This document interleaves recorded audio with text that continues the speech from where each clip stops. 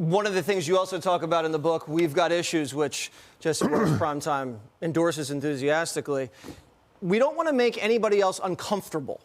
And because we're so afraid of making everybody else uncomfortable, we're making ourselves uncomfortable. You went on to The View today, and you talked a little bit about COVID and that effect of the lockdowns on children. Maybe people were uncomfortable. Let's listen. We're trying to save kids' lives. Remember, we know a lot of folks who died during this. So it wasn't, people weren't laying around eating bond, but, well, you know what? We're lucky. Maybe we're lucky they didn't, because we kept them out of the places that they could be sick, because no one wanted to believe we had an issue. Are you saying no school children died of COVID? I'm saying it was the safest group. They were the less vulnerable group, and they suffered and will suffer more from the mismanagement of COVID than they will from the exposure to COVID. And that's not an opinion, that's a fact. All right, so one of the best parts about the book is you talk about the need to rely on facts and stress facts. And why do you think some of those women on The View, who we love dearly, they wanted to talk about the narrative of the COVID pandemic? Yeah, here's the thing. You can't just make up facts, and that's what's happening right now. I think we've got, well, I call them the tyranny of the fringe. We've got these fringe factions that are trying to rewrite history, rewrite science, rewrite biology, just pretend that facts aren't facts because they don't want them to be. But you know what? They are. And we've got facts that have been there for hundreds and hundreds and hundreds of years, and you can't just change them because you don't want them to be the truth. The fact of the matter is that we had a pandemic here. Children were not very vulnerable to that. Now, we want to protect everyone, right?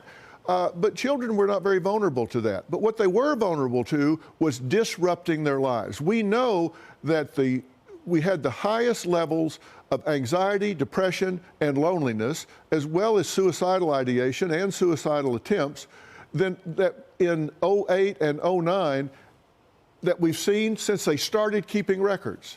That just continued to build, and then COVID hit, which caused it to spike. COVID didn't cause it. It started back in 08 and 09, and it kind of correlated with the smartphone dropping, where kids stopped living their own lives and started watching others live their lives. But they knew that when they shut the schools down.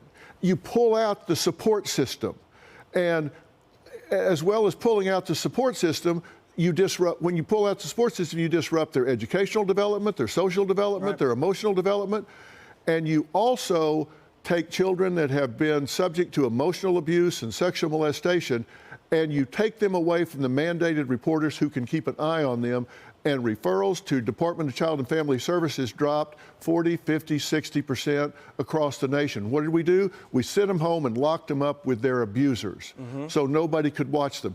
And what did they say when they shut the schools down? They said, well, you know, we're doing the best we can with what we know. No, you're not.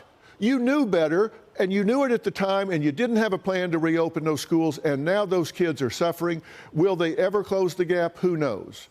Pediatric epidemiologists say it could cost millions of years of life lost for this generation. Yeah, I don't think they'll ever get it back. You talk about the tyranny of the fringe, and in my book, Get It Together, Tales from the Liberal Fringe, we discuss some of these fringe people and why they act the way they do.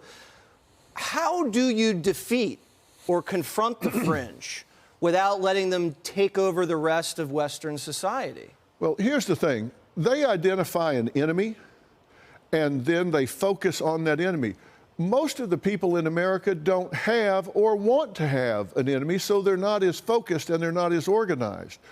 We need to decide that we want to start solving problems instead of winning arguments. And that's one of the principles I talk about in the book. And it's real easy to tell whether you're talking to somebody that wants to win an argument, you got right fighters just wanting to yak, or you've got people that are saying, look, let's come together and come up with a solution that will begin to make changes for the better.